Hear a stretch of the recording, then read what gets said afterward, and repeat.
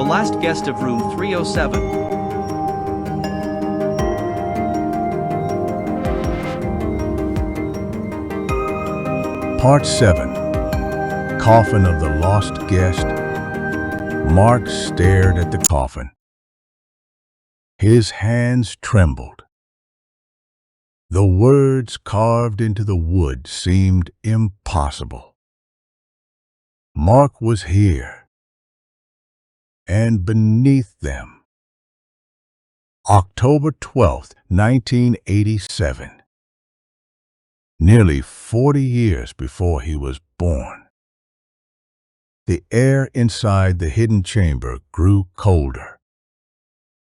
For the first time since arriving at Blackwood Hotel, Mark felt something worse than fear. Confusion. Slowly, Mark approached. Coffin was empty. Or so it seemed. Then he noticed something resting at the bottom. A pocket watch. Old and tarnished. Its hands had stopped at exactly midnight. When Mark picked it up, the watch suddenly began ticking. Tick. Tick. Tick. As if it had been waiting for him. The moment Mark touched the watch, images flashed through his mind. A storm. A hotel corridor. Room 307. A man running through darkness. Then a voice. His own voice. Don't let her open the door. Mark dropped the watch. The vision vanished. But the words remained. Across the chapel, Eleanor watched silently.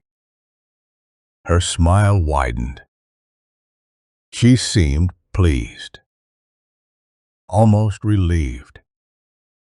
As though Mark was finally remembering something. Something she had spent decades waiting for. Don't listen to her, Sarah whispered. Eleanor feeds on memories. Mark looked at her. What is she? Sarah hesitated. Then answered. Not a ghost. Not a human. Something that wears memories like a mask. Inside the coffin lay another object. A photograph. Mark turned it over. His breath caught in his throat. The picture showed room 307. Standing in front of the door was a man. The man's face was identical to Mark's. Not similar. Identical.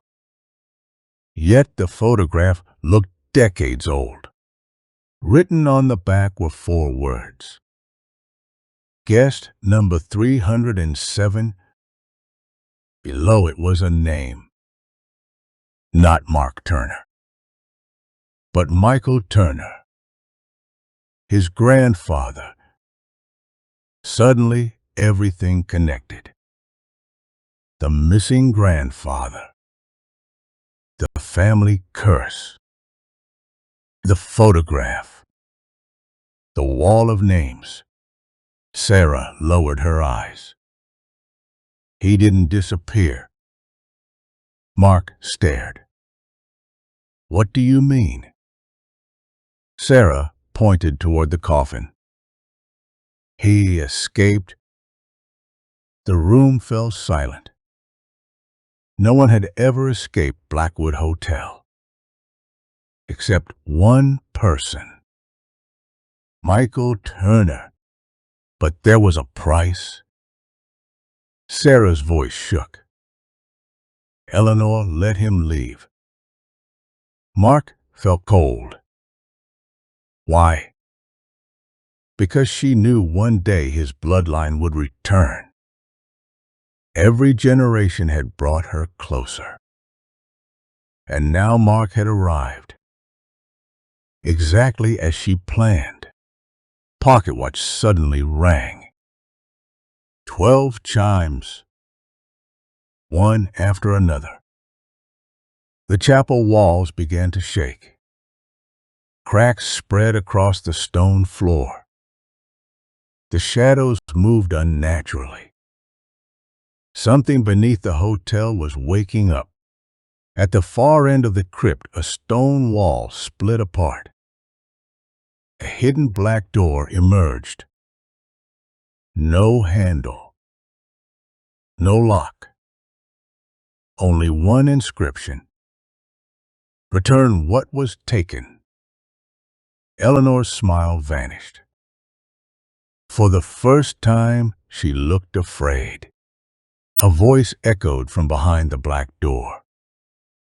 Deep, ancient, powerful. Michael?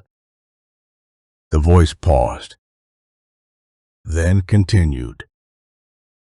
Bring me your grandson. The entire crypt trembled. Mark slowly stepped backward, because he finally understood something terrifying.